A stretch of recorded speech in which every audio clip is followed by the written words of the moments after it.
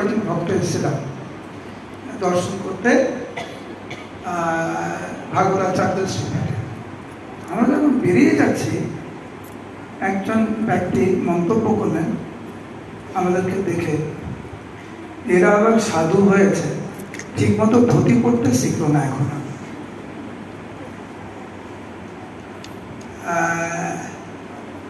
আমার সাথে বেশ কয়েকজন ভক্তি ছিল এবং কয়েকজন বরিষ্ঠ ভক্তি ছিল আমার সাথে।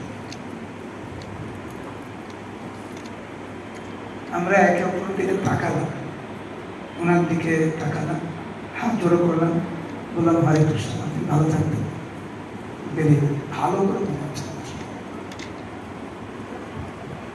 এইখানে অখিল বিশ্ব ব্রহ্মাণ্ডের মালিক পরম পুরুষোত্তম ভগবান শ্রীমৎ মহাপ্রভুকে বলছেন একটা মূর্খ, একটা পাগল, ভাবুক।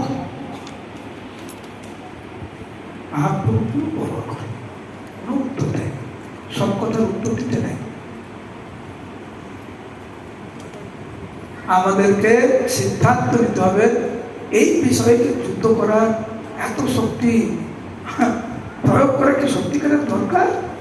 দরকার নেই তো, কোনো পরোয়া করলেন না মহাপ্রভু। চলে গেলেন। ওখানে কিছুদিন থেকে মহাপ্রভু বৃন্দাবনে চলে গেলেন। কিন্তু মহাপ্রভু কিন্তু ইচ্ছা আছে এদেরকে কিভাবে আমি সঠিক পথে নিয়ে আসতে পারি। আজকের আমরা শ্রবণ করব যে নিজেকে সংশোধন করার এবং অপরকে সংশোধন করার কি প্রক্রিয়া শ্রীমৎ মহাপ্রভু গ্রহণ করেছিলেন।